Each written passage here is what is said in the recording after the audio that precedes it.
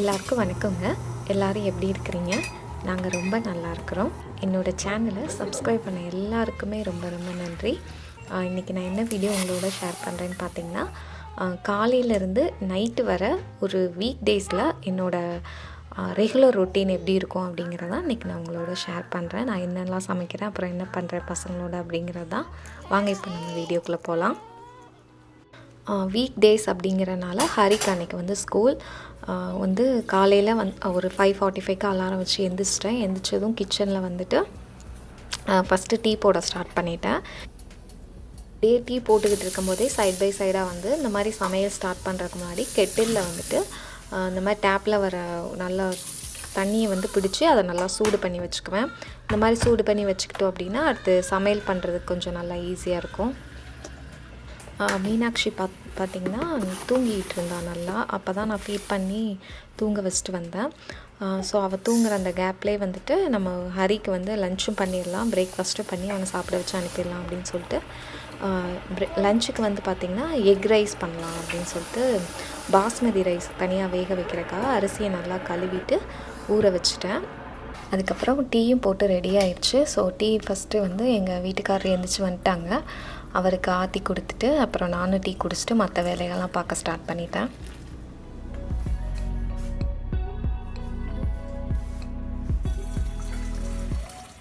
நான் டீ குடிக்கிறதுக்கு முன்னாடி பார்த்திங்கன்னா ரைஸ் வச்சு விட்டோம் அப்படின்னா அந்த டீ குடிக்கிற கேப்பில் அது வந்து வெந்துடும் அப்படின்னு சொல்லிவிட்டு ஃபஸ்ட்டு தண்ணி நல்லா நான் கொதிக்க விட்டுருந்தேன் இல்லையா, அந்த தண்ணியை ஊற்றிட்டு கொஞ்சம் ஆலிவ் ஆயில் அப்புறம் தேவையான உப்பு ஊற வச்சுருந்த ரைஸ் அரிசி வந்து ஒரு 10 நிமிஷம் கிட்ட அந்த மாதிரி தான் ஊற வச்சுருந்தேன். ஸோ ரைஸ் போட்டு மீடியம் ஃப்ளேமில் அதை நல்லா கொதிக்க விட்டுட்டேன்.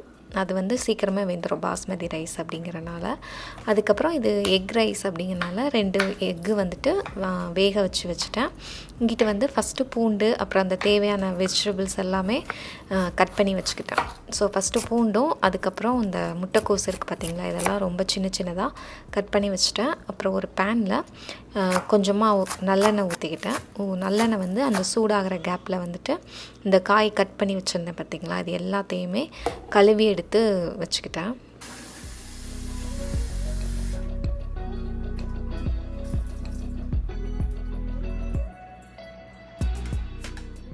அதுக்கப்புறம் பார்த்திங்கன்னா ரைஸும் டக்குன்னு வெந்துருச்சு, ஒரு 5 to 7 மினிட்ஸ்லேயே வெந்துருச்சு.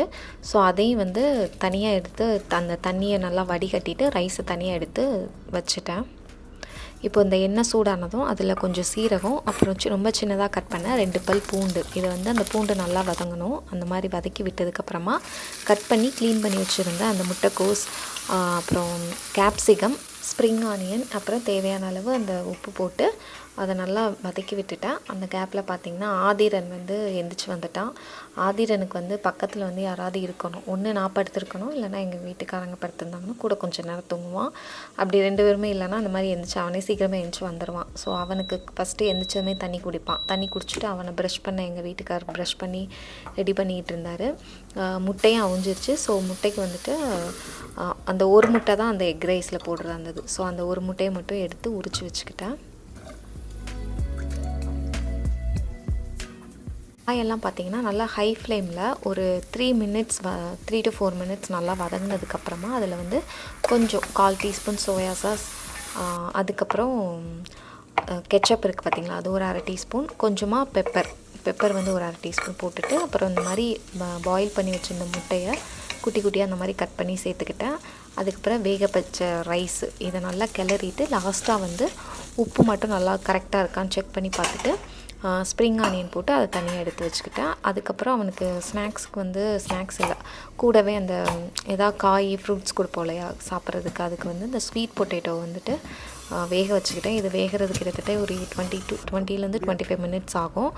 அதுக்கப்புறம் ஒரு 6:30 ஆனதுக்கப்புறமா 6:45 அந்த டைமில் வந்துட்டு ஹரியை எழுப்பி விட்டோம் அப்படின்னா அவன் ஸ்கூல் கிளம்ப ஆரம்பிச்சிருவான். அப்புறம் முந்தின நாள் நைட்டு வந்து ஊற வச்சுருந்தேன் இட்லி மாவு அரைக்கிறதுக்கு. ஸோ அந்த கிரைண்டர்லேயும் அப்படியே போட்டு விட்டோம் அப்படின்னா அதுவும் அரைஞ்சிரும். இங்கிட்ட வந்து காலைல பிரேக்ஃபாஸ்ட்டுக்கு வந்து பணியாரம், அந்த பணியாரத்துக்கும் ஊற்றி வச்சுட்டேன். அப்புறம் லஞ்சும் அந்த பண்ணி வச்சுருந்ததை பேக் பண்ண ஸ்டார்ட் பண்ணிட்டேன். ஸோ ஃப்ரூட்ஸ்க்கு வந்து 1/2 ஆப்பிள் மட்டும் கட் பண்ணி வச்சுட்டேன். ஸோ ஸ்வீட் பொட்டேட்டோ வெந்ததுமே அதையும் எடுத்து லாஸ்ட்டாக வச்சிடலாம் அப்படின்னு சொல்லிட்டு ஃபஸ்ட்டு வந்து ரைஸும் ஆப்பிள் மட்டும் கட் பண்ணி உள்ளே வச்சுட்டேன். அதுக்கப்புறம் ஆதிரன் வந்து எனக்கு ஆப்பிள் பீனட் பட்டர் வேணும்னு கேட்டான். ஸோ அவனுக்கும் அந்த ஆப்பிள் பீனட் பட்டர் கொஞ்சம் கொடுத்தேன். அதுக்கப்புறம் சரி கொஞ்சம் நேரம் கழித்து பணியாரம் சாப்பிடட்டும் அப்படின்னு சொல்லிட்டு அவன் கேட்குறானே அப்படின்னு சொல்லிட்டு அவனுக்கு கொஞ்சம் ஆப்பிள், அந்த மீதி இருந்த ஆப்பிள் அப்புறம் கொஞ்சம் பீனட் பட்டர் கொடுத்தேன். ஸோ நீங்கள் நினைக்கலாம் என்னடா இப்போ அடிக்கொருக்கா பணியாரமே பண்ணுறான் அப்படின்னு சொல்லிட்டு, அந்த ரெகுலராக நடக்கிறது தான் எங்கள் வீட்டில். அப்படியே அவசரமாக போகும் காலையில். இந்த மாதிரி மாவு வந்து லாஸ்ட்டாக கொஞ்சமாக மிஞ்சிருக்கும் பார்த்தீங்களா, அந்த காலியாக போகிற ஸ்டேஜில் அந்த மாதிரி இட்லி மாவு தோசை மாவு இருந்துச்சுன்னா இந்த மாதிரி பணியாரம் நாங்கள் பண்ணிடுவோம் வீட்டில். மற்றபடி டெய்லியெல்லாம் இருக்காது. அந்த தோசை மாவு காலியாக போகிற ஸ்டேஜில் பணியாரம் பண்ணிடுவோம். ஸோ பசங்களுக்கு ஹரியும் குளிச்சுட்டு வந்துட்டான். குளிச்சுட்டு அவன் எப்போயுமே வந்து நார்மல் ட்ரெஸ் தான், ரஃப்யூஸ் அந்த ட்ரெஸ் தான் போட்டுக்குவான். ஸோ சாப்பிட்டு முடிச்சதுக்கப்புறம் தான் யூனிஃபார்ம் போட்டு கிளம்புவான். அவங்க 2 பேரையும் சாப்பிட வந்து எங்கள் வீட்டுக்காரங்க சாப்பாடெல்லாம் ஊட்டி விட்டுக்கிட்டாங்க. ஏன்னா அவனே சாப்பிட்டா லேட் ஆகிடுச்சு, ஆல்ரெடி லைட் கொஞ்சம். அதனால் எங்கள் வீட்டுக்காரர் ஊட்டி விட்டார். அதுக்கப்புறம் இந்த ஸ்வீட் பொட்டேட்டோ வெந்துருச்சு. ஸோ வெந்ததும் அது தோலெல்லாம் எடுத்துகிட்டு கட் பண்ணி வச்சுட்டேன்.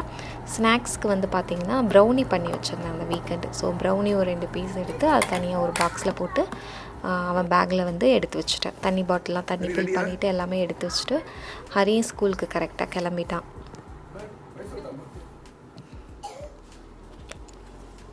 அதுக்கப்புறம் பார்த்திங்கன்னா மீதி இருக்கிற மாவில் எல்லா பணியாரம் சுட்டுட்டு நாங்கள் எங்கள் வீட்டுக்காரங்க அப்புறம் எங்கள் ஒரு அண்ணா கோகுல் அண்ணா எங்கள் வீட்டுக்காரோட ஃப்ரெண்டு. ஸோ நாங்கள் 3 பேருமே சாப்பிட்டுட்டு ஆதிரன் அன்னாரமே சாப்பிட்டான் அவன் ஹரி கூடயே. ஸோ அவன் வந்து பிரேக்ஃபாஸ்ட் சீக்கிரம் சாப்பிட்டான். அப்புறம் வந்து வீட்டுக்காருக்கு ஆஃபீஸ் போகணும், ஒர்க் ஃப்ரம் ஹோம் கிடையாது. ஸோ ஆஃபீஸ் கிளம்பும்போது கரெக்டாக மீனாட்சி முழிச்சிட்டா. ஸோ அவளை வந்து கொஞ்சம் நேரம் ஒரு 10 மினிட்ஸ் தூக்கி வச்சுட்டு அதுக்கப்புறம் அவங்களும் ஆஃபீஸ் கிளம்பி போயிட்டாங்க.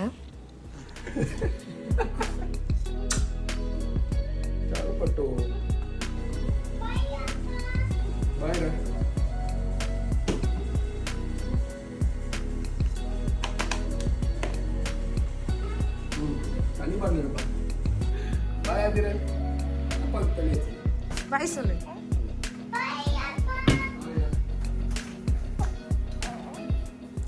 எங்கள் வீட்டுக்காரர் ஆஃபீஸ் போனதும் அதுக்கப்புறம் வந்துட்டு ஒரு 1 ஹவர் கிட்ட இந்தியா கால் போகும். எங்கள் வீடு அப்புறம் அங்கே மாமனார் மாமியார் வீடு அவங்கக்கிட்டலாம் வீடியோ கால் பேசிவிட்டு மீனாட்சி அப்புறம் ஆதிரெல்லாம் காமிப்போம். காமிச்சதுக்கப்புறமா கொஞ்சம் நேரம் மீனாட்சி அந்த மாதிரி கீழே படுக்க போட்டு அவளுக்கு கொஞ்சம் நேரம் விளையாட்டு காட்டிக்கிட்டு இருப்பேன்.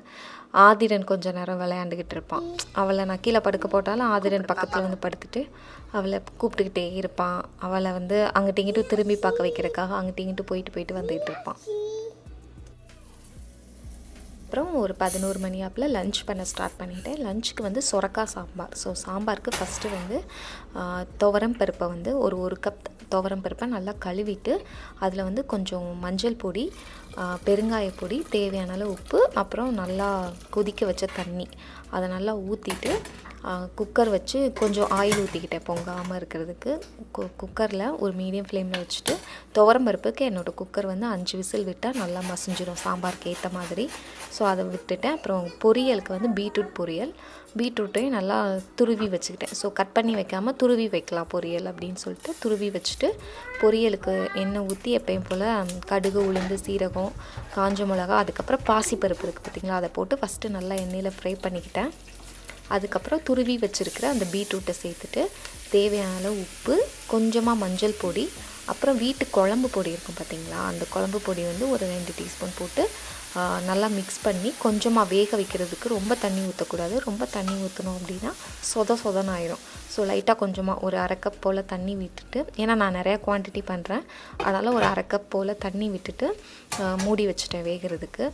இங்கிட்டு சாம்பாருக்கு பார்த்திங்கன்னா நல்லெண்ணெய் வந்து ஒரு 2-3 டேபிள் ஸ்பூன் விட்டுட்டு ஒரு 2 பச்சை மிளகா, சின்ன வெங்காயம் வந்து கட் பண்ணி ஒரு கப் அளவு கட் பண்ணி வச்சுருந்தேன். ஸோ அதையும் நல்லா வதக்கிட்டு 3 தக்காளி சேர்த்துக்கிட்டேன். மீடியம் சைஸ் தக்காளி 3 தக்காளியும் சேர்த்துட்டு தக்காளி பாதி அளவு மசியணும்.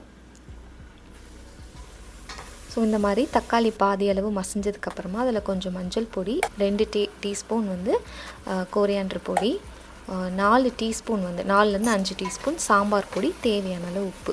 இது போட்டு நல்லா அந்த தக்காளி வெங்காயத்தோடு மிக்ஸ் பண்ணதுக்கப்புறமா கட் பண்ணி வச்சுருக்கிற ஒரு மீடியம் சைஸ் சொரக்காய் இருக்குது பார்த்திங்களா, அதையும் சேர்த்து மசாலாவோட மிக்ஸ் பண்ணி மூடி வச்சுட்டேன். இங்கிட்டு வந்து பொரியல் ரெடி ஆயிடுச்சு, பீட்ரூட் பொரியல். லாஸ்ட்டாக வந்து துருவின தேங்காய் போட்டு அதை அவ்வளோதான் ஆஃப் பண்ணி வச்சாச்சு. அப்புறம் இங்கிட்டு இந்த மசாலா போட்டு வேக வச்சுருந்தோம் பார்த்திங்களா, அதுக்கப்புறமா ஒரு பெரிய நெல்லிக்காய் சைஸ் புளியை வந்து ஊற வச்சுருந்தேன். ஸோ அந்த புளி தண்ணி எடுத்து ஊற்றுனதுக்கப்புறமா அது வந்து ஒரு 5 மினிட்ஸ் நல்லா கொதிச்சது. புளி தண்ணி நல்லா கொதிக்கணும். கொதிக்க விட்டுட்டு அதுக்கப்புறமா வேக வச்சுருந்த பருப்பும் அந்த பருப்பு குக்கர் இருக்கும் பார்த்திங்களா, அதில் எக்ஸ்ட்ரா தண்ணி ஊற்றி சாம்பார் கொதிக்க வச்சுட்டேன். அவ்வளோதான். சாம்பார் கொதித்தோடனே சாம்பார் சூப்பராக ரெடி ஆயிரும். பண்ணிக்கிட்டு இருக்கும் போதே வந்து மீனாட்சி வந்து அழுதுட்டா. அவளை நான் எந்திரிச்சா இல்லையா காலையில் ஒரு டைம் அப்படி கொஞ்சம் நேரம் அவட்ட விளையாடிட்டு அவளை ஃபீட் பண்ணிவிட்டு தூங்க வச்சுருந்தேன். அப்புறம் எந்திரிச்சிட்டா. ஸோ எந்திரிச்சதும் அவளை இன்னொரு அவளுக்கு டைப்பர்லாம் சேஞ்ச் பண்ணிட்டு ஃபீட் பண்ணிவிட்டு இந்த மாதிரி ஸ்விங்கில் போட்டோம் அப்படின்னா கொஞ்சம் நேரம் அப்பப்போ அழாமல் இருப்பாள். அழும்போது மட்டும் போய் ஆட்டி விட்டுக்குவேன், இல்லைனா ஆதிரன் அப்பப்போ ஆட்டி விடுவான். ஸோ சாம்பார் ரெடி ஆகிடுச்சு. லாஸ்ட்டாக கொத்தமல்லி இலை போட்டு நான் சாம்பாருக்கு தாளிப்பு கொடுத்துட்டேன். லாஸ்ட்டாக தான் தாளித்தேன். தாளிக்கிறதுக்கு வந்து மாதிரி நல்லெண்ணெய் ஊற்றிட்டு கடுகு, உளுந்து, கொஞ்சம் சீரகம், காஞ்ச மிளகா, அப்புறம் ஃப்ரைட் ஆனியன் இருக்குது பார்த்திங்களா, அது கருவேப்பிலை போட்டு தாளித்து சாம்பாரில் கொட்டிக்கிட்டேன்.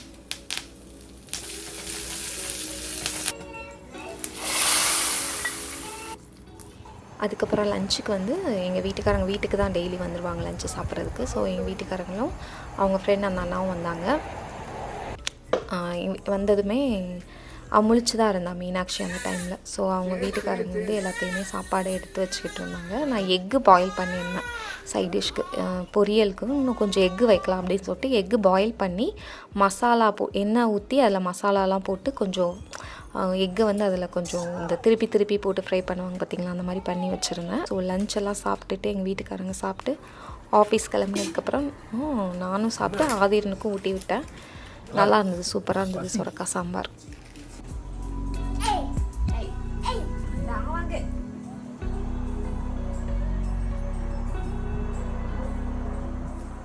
ஸோ லன்ச் எல்லாம் முடித்ததுக்கப்புறமா நல்லா ரொம்ப தூக்கமாக வந்துச்சு. எனக்கும் கொஞ்சம் டயர்டாகவே இருந்ததா, அதனால் கொஞ்சம் அப்படியே முழிச்சே இருந்தா மீனாட்சி. ஸோ அவள் கொஞ்சம் நேரம் முழிச்சிருக்கும்போது அந்த டைமில் அவகிட்ட விளையாண்டுட்டு அதுக்கப்புறம் திரும்ப அவளை ஃபீட் பண்ணிவிட்டு தூங்க வச்சுட்டு இங்கிட்ட ஆதிரனையும் தூங்க வச்சுட்டு நானும் படுத்து ஒரு 5 மணி வரை நல்லா தூங்கிட்டோம். அதுக்கப்புறம் 5 மணிக்கு எந்திரிச்சிட்டு அந்த மதியம் சமைச்ச பாத்திரங்கள் சாப்பிட்டது எல்லாமே இருந்தது. ஸோ அதெல்லாம் க்ளீன் பண்ணி வச்சிடலான்னு க்ளீன் பண்ணிவிட்டு கிச்சனையும் ஓவரால் சும்மா லைட்டாக மட்டும் க்ளீன் பண்ணி, ஏன்னா நைட்டு திரும்ப சமைப்போம் இல்லையா, திரும்ப கொட்டும் எல்லாம் அப்படின்னு சொல்லிட்டு சும்மா லைட்டாக மட்டும் ஃபஸ்ட்டு இந்த டிஷ்யூ வச்சு க்ளீன் பண்ணிட்டு அப்புறம் ஈர டவல் வச்சு க்ளீன் பண்ணி தொடச்சிட்டேன். கவுண்டர் டாப் ஃபுல்லாக தொடச்சிட்டு ஹரி வந்து குளிச்சிருவான். அவன் வந்து அவங்க அப்பா ஸ்கூல்லேருந்து பிக்கப் பண்ணி கூப்பிட்டு வந்து வீட்டில் விட்டுட்டு போயிட்டாங்க. ஸோ வந்ததுமே அவனே அவங்க அப்பா சாப்பாடு வச்சு கொடுத்துட்டு போயிடுவார், அவன் சாப்பிட்டுக்குவான்.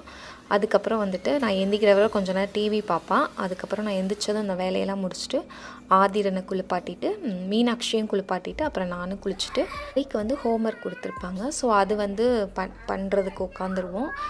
அதனால் அது ரொம்ப நேரம்லாம் ஆகாது, ஒரு 1/2 அன் ஹவர் 3/4 மணி நேரம் தான் ஆகும் ஹோம்ஒர்க் பண்ணுறதுக்கு. ஸோ இந்த மாதிரி வேலையெல்லாம் முடிச்சுட்டு ஒரு டீ குடிச்சிட்டு உட்காந்தோம் அப்படின்னா ரொம்பலாம் நம்ம அவனுக்கு சும்மா லைட்டாக ஹெல்ப் பண்ணால் போதும், அவனே பண்ணிடுவான் ஹோம்ஒர்க்கு.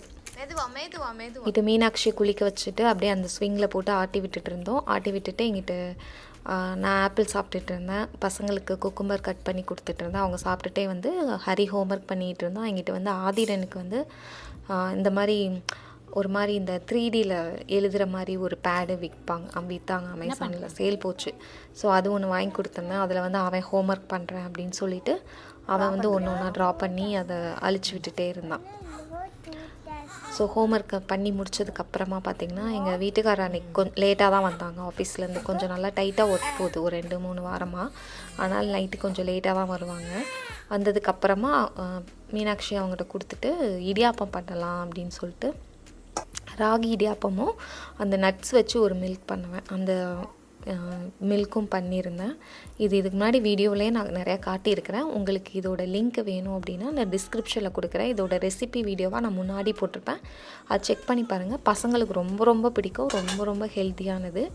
ஸோ இது பண்ணுறதுக்கு ரொம்ப நேரம்லாம் ஆகாது, கொஞ்சம் நேரம் தான். ஸோ அந்த பால் பண்ணுறதுக்கும் நம்ம மிக்சியில் அரைச்சி ஊற்றி கொதிக்க விடணும், அவ்வளோதான். அதுவும் பால் ரெடி ஆனதும் பசங்களுக்கு ஆளுக்கு ஒவ்வொரு பிளேட்டில் இடியாப்பம், அப்புறம் அந்த பால் ஊற்றிட்டு பால் இந்த மாதிரி நிறையா இடியாப்பம் ஊறுற மாதிரி ஊற்றி சாப்பிட்டோம் அப்படின்னா ரொம்பவே சூப்பராக இருக்கும். சாப்பாடு அவங்களுக்கு கொடுத்துட்டு அதுக்கப்புறம் நாங்களும் டின்னர் சாப்பிட்டோம்.